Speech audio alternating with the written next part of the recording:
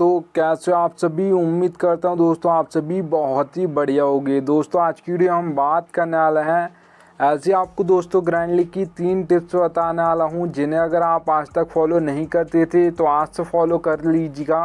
आपको बहुत ही ज़्यादा अंतर देखने को मिल जाएगा ग्रैंड लीग की रैंक्स में। देखिएगा दोस्तों IPL 2024 आने वाला है बहुत ही जल्द, तो याद रखिएगा इन 3 टिप्स को आपको ज़रूर फॉलो करना है, ठीक है। याद रखिएगा और याद से टेलीग्राम पर जुड़ जाइएगा दोस्तों, क्योंकि फैंटेसी में आपको 100 से ज़्यादा चैनल्स देखने को मिल जाएंगे। सब आपको प्लस के स्टेट दिखाकर कंफ्यूज कर देंगे। इससे भी रख सकते हो, उससे भी रख सकते हो। आपका भाई आपको बिल्कुल भी कंफ्यूज नहीं करेगा, इसलिए याद से टेलीग्राम पर जुड़ जाइएगा। मैं लिंक दे दूंगा, वहां से जुड़ सकते हो। चलिए दोस्तों स्टार्ट करता हूं। तो सबसे पहली दोस्तों जो आपको टिप यहां पर फॉलो करनी है, यहाँ पर आप दोस्तों देख पा रहोगे प्लेयर्स फॉर्म दोस्तों बहुत इंपॉर्टेंट होता है किसी भी प्लेयर के लिए, चाहे वो आपका बैट्समैन हो, चाहे वो आपका ऑलराउंड हो, चाहे वो आपका बॉलर हो, ठीक है। याद रखिएगा तीनों के लिए उनका प्लेयर का फॉर्म इंपॉर्टेंट होता है। एग्जाम्पल के लिए दोस्तों आप सभी को बता देता हूँ, विराट कोहली का IPL 2022 उठाकर देखोगे तो बहुत ही बेकार गया था। IPL 2023 उठाकर देखोगे तो बहुत ही शानदार गया था कंपैरिजन करोगे तो, ठीक है। याद रखिएगा और 2 एग्जांपल और दे देता हूँ, आप सभी को पता होगा दिनेश कार्तिक और दीपक हुड्डा। इन दोनों प्लेयर्स का IPL 2022 बहुत ही शानदार गया था। IPL 2023 उठाकर देखोगे तो इतना बिल्कुल भी खास नहीं गया था। तो याद रखिएगा प्लेयर तो वही हैं, जब ईयर चेंज हुआ और फॉर्म आई तो ज़्यादातर मैचेस में वही प्लेयर परफॉर्मेंस कर रहे थे, और जैसी फॉर्म चली गई तो ज़्यादातर मैचेस में वही प्लेयर फ्लॉप हो गए दोस्तों, ठीक है। तो याद रखिएगा इसलिए यहाँ पर प्लेयर्स का फॉर्म इम्पोर्टेंट होता है। और याद रखिएगा दोस्तों यहाँ पर आपको ज़्यादा मैचेस नहीं देखने, लास्ट के 5 मैच देख लीजिएगा, आपको पता चल जाएगा प्लेयर फॉर्म में है या नहीं है। चलिएगा दोस्तों आगे बढ़ूँ, उससे पहले बोल रहा हूँ सबसे बेस्ट एप्लीकेशन अगर आप जानना चाहते हो फैंटेसी की तो विजन 11 सबसे बेस्ट एप्लीकेशन है। यहाँ पर खेलोगे तो क्या फ़ायदा होगा वो बता देता हूँ। देखिए दोस्तों ड्रीम 11 पर आपको हेड टू हेड कॉन्टेस्ट देखने को मिलेगा। 5,750 रुपये प्राइस पोल है यहाँ पर 10,000, और वही कॉन्टेस्ट आपको विजन 11 पर मिलेगा 5,199 रुपये प्राइस पोल 10,000। तो सीधे 550 रुपये आपसे ड्रीम 11 ज़्यादा लेती है और 550 रुपये कम आपसे लेती है विजन 11, ठीक है। तो सेम टू सेम कॉन्टेस्ट के लिए तो एप्लीकेशन का लिंक दे दिया है, डाउनलोड कर लीजिएगा। चलिएगा दोस्तों आगे चलता हूँ। तो यहाँ पर आप देख पा रहे हो दोस्तों सेकंड नंबर की यहाँ पर आप टिप देख पा रहे हो, ठीक है।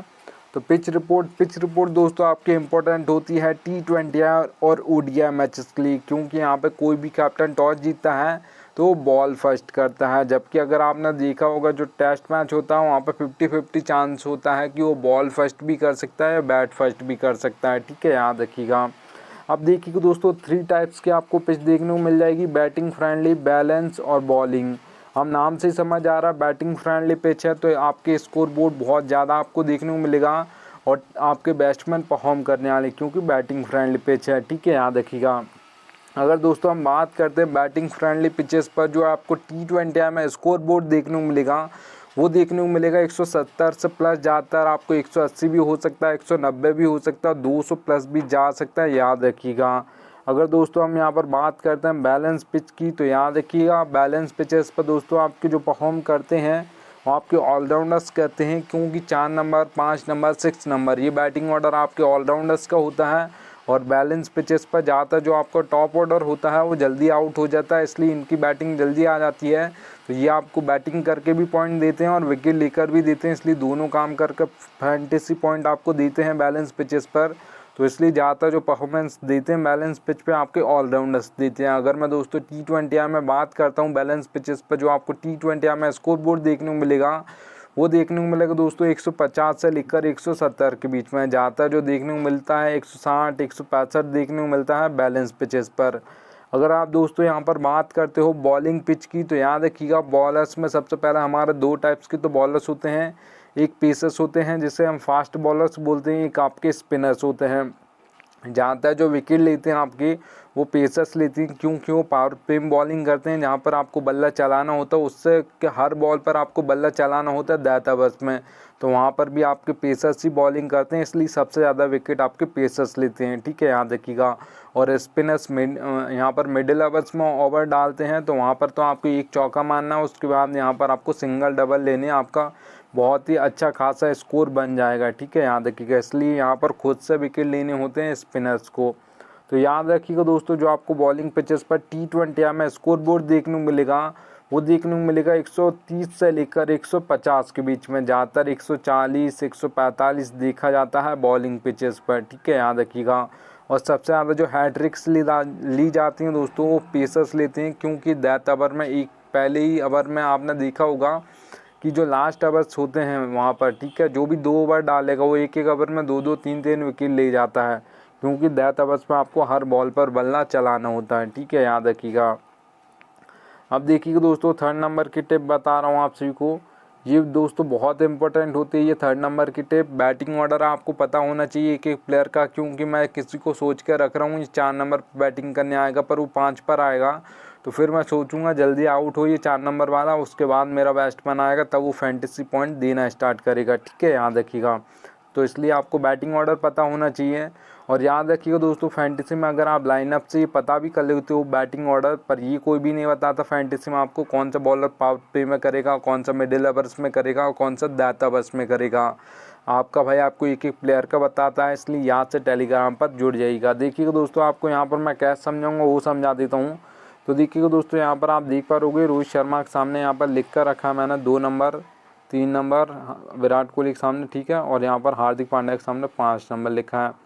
तो ये ऐसे नंबर से आपको दोस्तों समझा दूंगा कि ये बैट्समैन इस नंबर पर बैटिंग करने आएगा। ठीक है, आप बॉलिंग कहाँ पर करेगा, कोई बॉलर है या ऑलराउंडर है, तो वो भी समझा देता हूँ। तो यहाँ पर आप दोस्तों देख पा रहोगे हार्दिक पांड्या के सामने लिखा O/M। ओ का मतलब ओपनिंग ओवर में 1 ओवर डालेंगे, मिडिल में 1 ओवर डालेंगे। अगर यहाँ पर 6th ऑप्शन है बॉलिंग का, तो अगर 5th ऑप्शन है मतलब 4 ओवर डालने वाले हैं T20 में, तो फिर कैसे हार्दिक पांड्या बॉलिंग करेंगे। फिर आपको पावर प्ले में 2 ओवर डालेंगे, मिडिल ओवर में 2 ओवर डालेंगे, क्योंकि हार्दिक पांड्या डेथ में बॉलिंग नहीं करते हैं, तो यहाँ पर वो मिडिल ओवर में ही अपने ओवर्स ख़त्म कर देते हैं। ठीक है, याद रखिएगा।